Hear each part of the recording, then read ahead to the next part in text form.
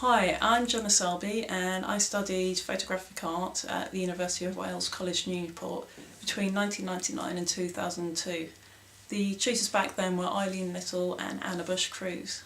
I actually came to photography perhaps later on than most people.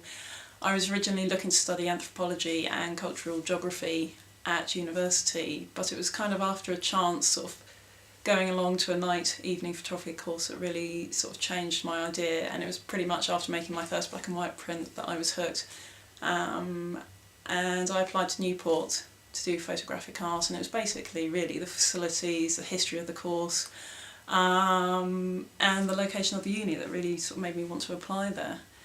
In my second year, I remember we were introduced to Photoshop version 5.5 as it was back then, and I think this was probably one of the most pivotal points of the course for me. And I still remember cutting out a pair of swans from a photograph using the magic wand tool, and I thought it was pretty much the best thing I'd ever seen, and from then on I became hooked onto the programme and I taught myself as much as I could outside the class. My other sort of main passion in life is skateboarding, and for the final year of my degree, my tutor Anna Bush sort of suggested, why don't you incorporate skateboarding into your work? And I'd also at the same time just got sponsored as a skateboarder and started meeting other women in the industry and realised, actually there's a huge lack of coverage of women skateboarders in the sport.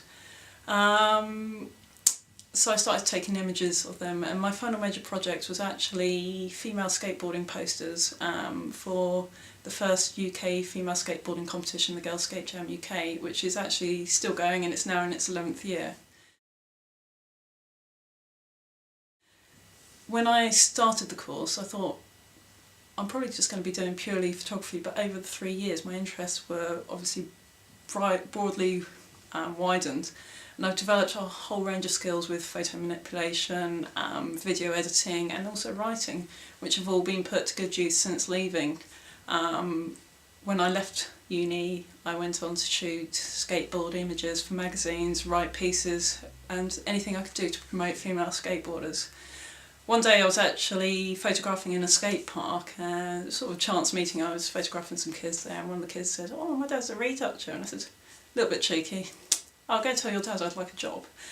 And sort of after a long, more winded story, I ended up working for a retouching house in East London, working as a high-end retoucher, sort of working on advertising, film posters, editorial work. And I still remember, on the first day they said, "So, are you familiar with the Mac?" And I said, "Oh yes, of course, never touched a Mac in my life before."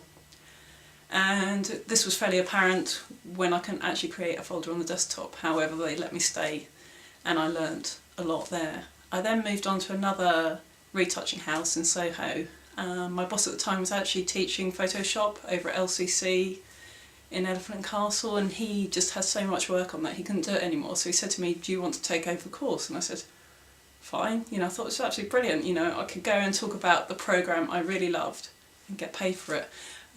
So over the years I've developed the course at the university, and now I also teach for Photo Fusion in Brixton, where I'm now also developing other courses, taking traditional black and white processes, bringing them up to Photoshop, sort of modern day techniques, and I'm also working towards being a Photoshop accredited expert. And all my students across the board have still heard the story of my first time, my first experience with Photoshop, and how I thought the magic wand at the time was the best thing since sliced bread. My interests in skateboarding have moved on to exploring beyond just photographing skateboarding tricks themselves. I'm now sort of looking more at the lives of women skateboarders, their lifestyle, the environment surrounding them. And in 1999 I actually created the first European female skateboard film, sort of female skateboarding film, called As If and What. And off the back of that I've now been sort of given a larger scope, more opportunities and support from various companies to start really developing other projects, other films and photography exhibitions, again sort of all around sort of promoting of female skateboarders. As with the course I studied at Newport, I realised there are many avenues open to me, all in some way connected to photography and all there to be explored.